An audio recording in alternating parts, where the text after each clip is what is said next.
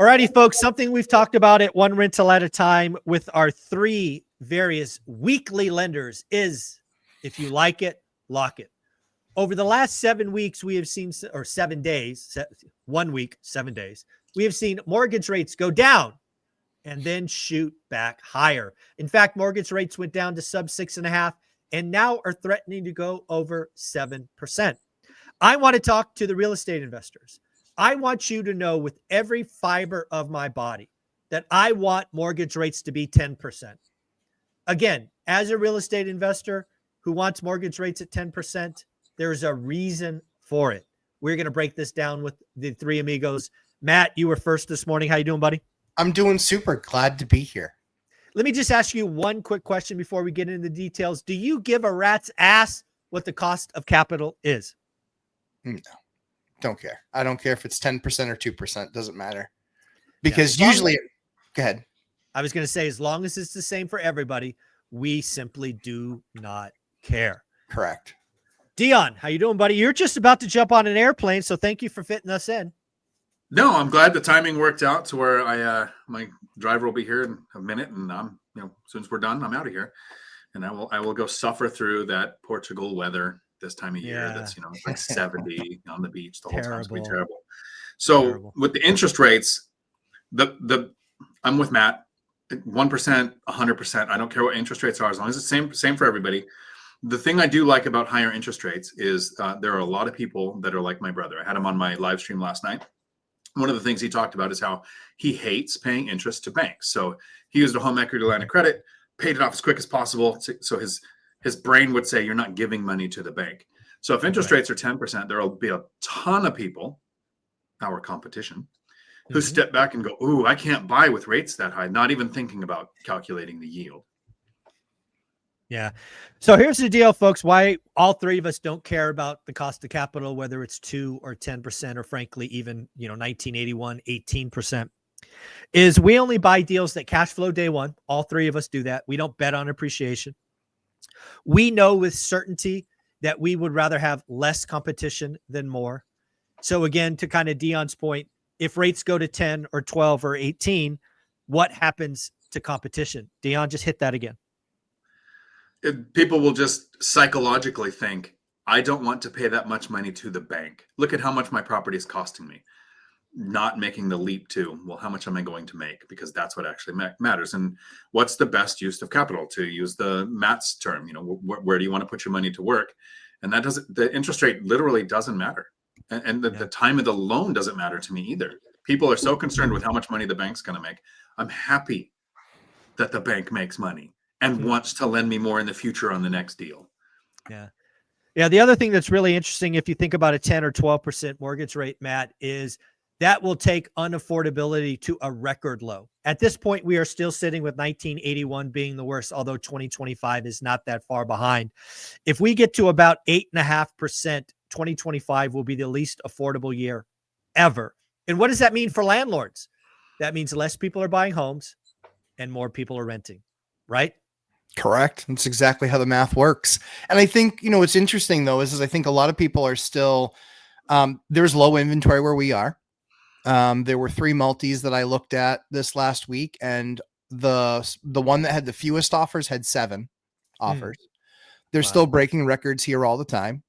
So what does that mean? That means one thing and one thing only, that landlords are buying more property. They're not afraid to spend. They're not afraid to take out 7.5% debt. What they're seeing, and I'm asking the agents, I'm like, is this anybody's first few? And they're like, no, it's like investors just buying more. Yeah.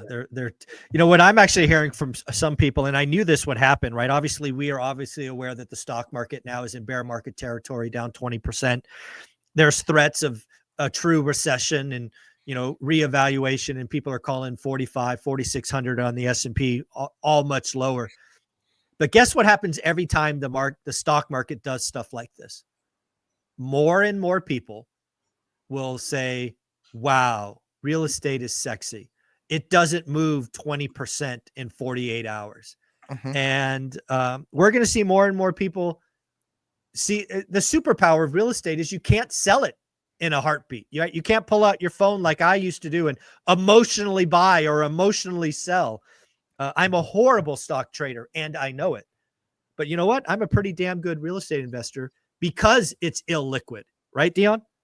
Yeah, and so speaking of illiquid, the thing that I like to look at is if we have the higher interest rates or lower interest rates, there's a benefit to the people who have rentals.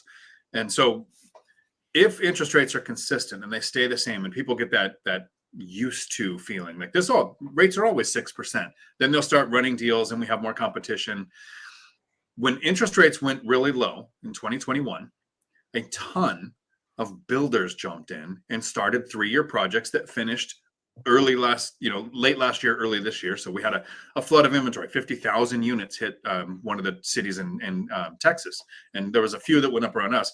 So if you have a ton that comes in, rents can push down. But most areas like mine, we saw some new builds finish, which pushes up rents.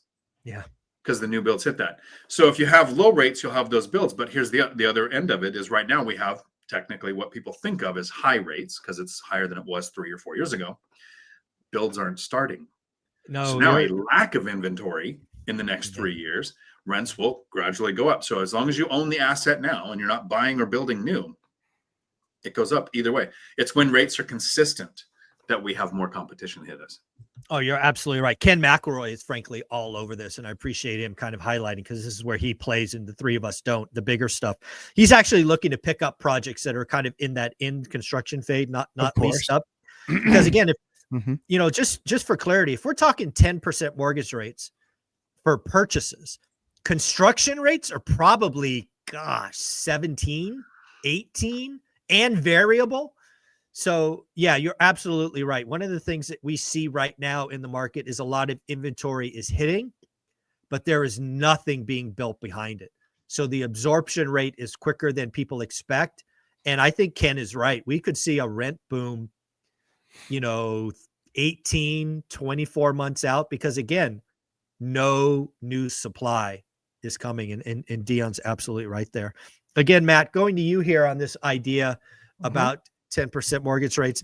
The other thing, again, we talk about demand cratering.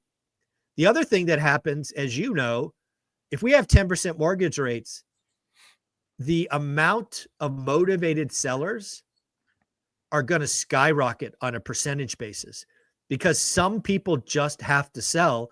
And if there's no demand, they're left with real estate investors. So again, a 10% mortgage rate would be wonderful because I would be able to find more motivated sellers, right? I mean, sure. I think the challenge will remain is, will the supply outstrip the demand? And I can tell you right now, there's no inventory where we are. Inventory is basically non-existent. And so when something hits any of these multifamilies, any of the single families, there's lines out the door.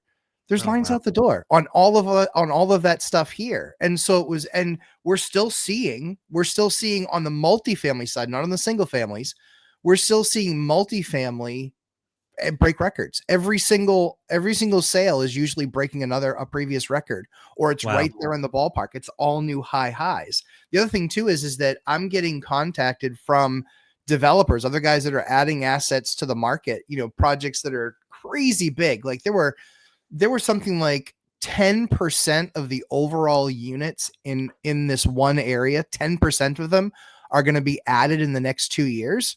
Wow. 10%. They're just explosive growth. But here's another crazy stat. I have lost 3 tenants this year to one of those buildings that just finished. And so I asked them all, I said, tell me what's going on. I was like, why are you leaving? And they're like, oh, just a deal I can't pass up. I was like, sure, tell me. They're like, the new tower, blah, blah, blah. I go, oh, yeah, for sure. I was like, you moving in there? Well, ask me why I was shocked. I was shocked because the guy has like a 603 credit score.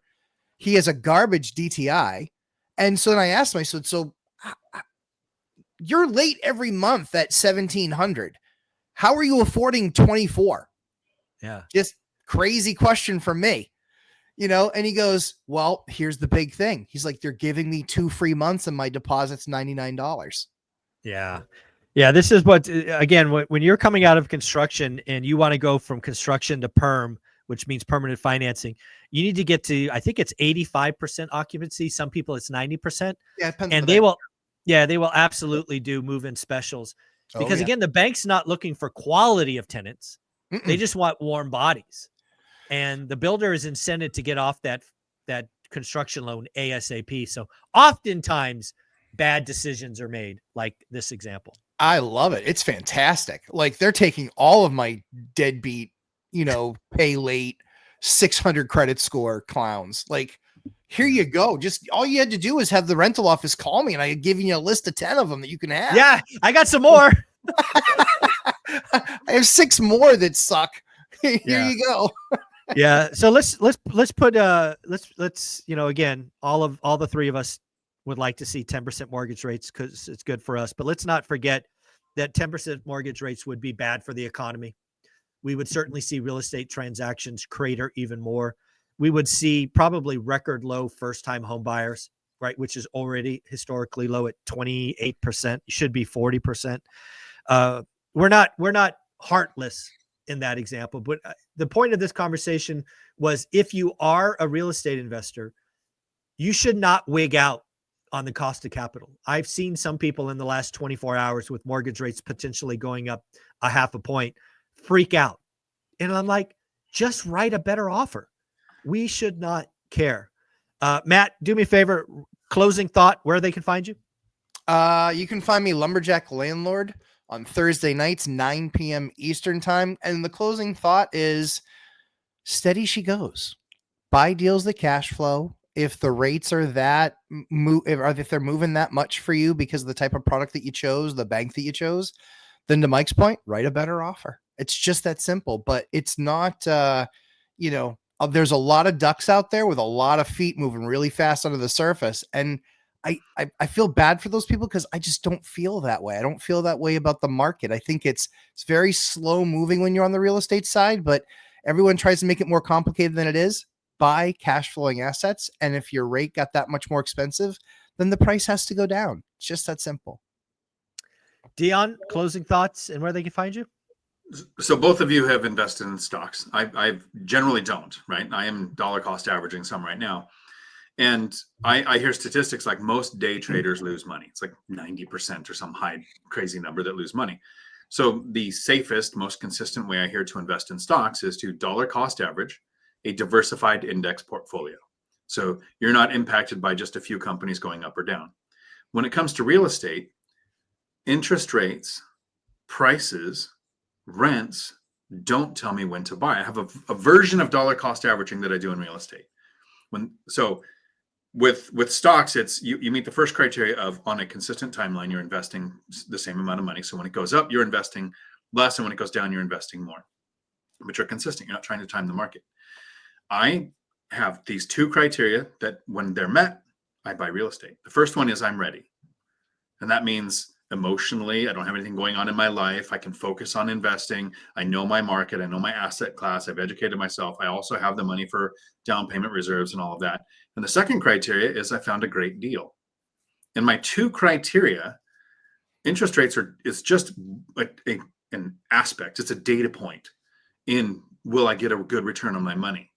So people right now should be thinking, how many times have we seen with the stock market doing what it's doing of I'm selling everything, I'm getting out before it goes down? Well, that's not dollar cost averaging a diversified index portfolio. The thing that consistently I've heard, this is how you invest in stocks. In real estate, it is not prices or interest rates or rents that tell me to buy a property. It's I'm ready. I found a great deal. And you can find me here on YouTube, Dion Talk Financial Freedom, where every Tuesday at 4 p.m. Pacific, I do a live stream that lasts as long as the questions do. Even when I'm traveling and going to Portugal and 4 o'clock is like midnight for where I'm going to be. Yeah, I will be doing live streams at midnight in the lobby of some hotel. So I will see you there. You're amazing. Thanks, buddy. Thanks, guys. Thanks. Ciao.